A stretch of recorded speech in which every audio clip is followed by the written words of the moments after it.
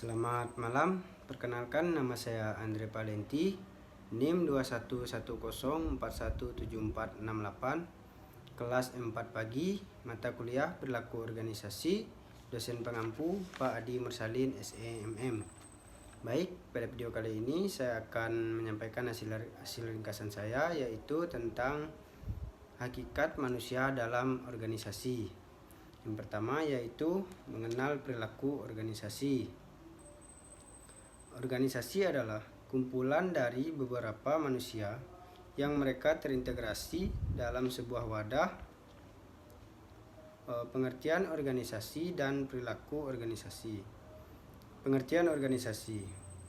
Organisasi merupakan suatu pola kerjasama antara orang-orang yang terlibat dalam kegiatan-kegiatan yang saling berhubungan untuk mencapai tujuan tertentu. Pengertian organisasi adalah suatu sistem dari aktivitas-aktivitas orang yang terkoordinasi secara sadar, atau kekuatan-kekuatan yang terdiri dari dua orang atau lebih. Selanjutnya, pengertian perilaku organisasi. Perilaku organisasi atau organisasional behavior merupakan suatu bidang studi yang menyelidiki dampak perorangan, kelompok, dan struktur pada perilaku dalam organisasi dengan maksud menerapkan pengetahuan semacam itu untuk memperbaiki keefektifan organisasi. Pentingnya studi perilaku organisasi. Ilmu ini dapat memainkan peranan penting dalam perkembangan organisasi dan keberhasilan kerja. Manfaat ilmu politik organisasi bagi pemimpin dan anggota organisasi antara lain untuk menentukan kebijakan, membuat aturan, memecah masalah, dan lain sebagainya. Perilaku organisasi menjadi semakin penting dalam ekonomi global ketika orang dengan berbagai latar belakang dan nilai budaya yang berbeda-beda harus bekerja bersama-sama secara efektif dan efisien. Perilaku organisasi sebagai studi interdisipliner. Perilaku organisasional merupakan ilmu perilaku terapan yang dibangun atas sumbangan-sumbangan dari sejumlah disiplin perilaku, yaitu psikologi, sosiologi, psikologi sosial, antropologi, dan ilmu politik. Poin selanjutnya, ruang lingkup kajian perilaku organisasi. Mengenal perilaku keorganisasian.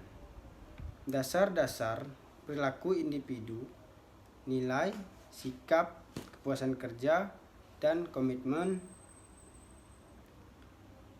organisasi, kepribadian, dan emosi. Persepsi dan pengambilan keputusan individual, motivasi, dasar-dasar dinamika kelompok, komunikasi dalam organisasi, manajemen stres, manajemen konflik, dan negosiasi, kepemimpinan dalam perspektif perilaku keorganisasian, learning organization, budaya perusahaan, perilaku keorganisasian, perspektif internasional. Yang kedua, kedudukan manusia dalam organisasi. Yang pertama, hakikat manusia. Nawawi mengemukakan bahwa manusia adalah makhluk ciptaan Tuhan yang Maha Esa, yang kompleks dan unik untuk diciptakan dalam integrasi dua substansi yang tidak dapat berdiri sendiri. Substansi pertama disebut tubuh, fisik atau jasmani, sebagai unsur materi, sedangkan substansi kedua disebut jiwa, rohani atau fisik, yang bersifat non-materi. Tanpa keterpaduan itu, wujudnya bukan manusia, tetapi mayat atau jenazah. Selanjutnya, hakikat individu. Setiap individu menyadari identitasnya yang tidak sama secara fisik dan psikis dari individu yang lain, Dari sisi perlakuan, itulah maka setiap manusia memiliki kesamaan berupa harkat dan martabat sebagai manusia yang memerlukan dihormati dan dihargai secara wajar dan manusiawi. Dalam perspektif inilah, maka tidak seorang pun manusia sebagai individu yang menginginkan perlakuan tidak manusiawi, baik dalam status atau kedudukan di dalam masyarakat. Hakikat sosialitas manusia. Makhluk sosial yang memiliki hakikat sosialitas atau kebersamaan berupa kecenderungan untuk berada bersama pada suatu tempat dan waktu yang sama dan saling berinteraksi. Kecenderungan inilah yang mendorong manusia hidup berkelompok yang disebut masyarakat. Yang selanjutnya hakikat moralitas. Pada prinsipnya, setiap manusia memiliki kebutuhan yang harus dipenuhi. Menurut Nawawi, kebutuhan manusia ada 3 macam, yaitu kebutuhan fisik, jasmani, kebutuhan psikologis, dan kebutuhan spiritual. Nawawi menganalisis hakikat manusia dari sisi manusia sebagai makhluk politik, manusia sebagai makhluk ekonomi, manusia sebagai makhluk sosial, dan manusia sebagai makhluk individu. Pengertian organisasi.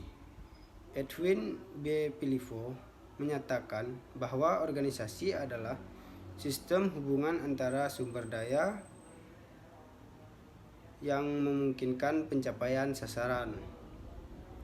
Robbins SP yang menyatakan bahwa organisasi atau organization adalah satu unit sosial yang dikoordinasi secara sadar, terdiri atas 2 atau lebih orang-orang yang berfungsi dalam suatu basis yang kontinu untuk mencapai suatu tujuan bersama atau serangkaian tujuan. Pengertian statis. Organisasi adalah wadah berhimpun sejumlah manusia karena memiliki kepentingan yang sama. Statis dalam arti bahwa setiap organisasi memiliki struktur yang cenderung tidak berubah-ubah, baik posisi, status, dan jabatan juga cenderung permanen. Pengertian dinamis. Proses kerjasama sejumlah manusia, 2 orang atau lebih, untuk mencapai tujuan bersama. Dinamis dalam arti bahwa kerjasama berlangsung secara berkelanjutan, atau proses yang selalu mungkin terjadi lebih efektif dan efisien. Sebaliknya juga semakin kurang efektif atau kurang efisien. Yang terakhir, perubahan paradigma organisasi. Dalam perkembangannya, organisasi telah mengalami perubahan paradigma, yaitu paradigma klasik, paradigma human, dan paradigma kolaborasi. Menurut Limerick dan Sanningson yang dikemukakan oleh Leban, bahwa pada paradigma klasik, tokoh yang sangat populer adalah Fayol, Taylor, Arwick, dan Gulick dan Gen. Kedudukan manusia dalam organisasi pada dasarnya sama.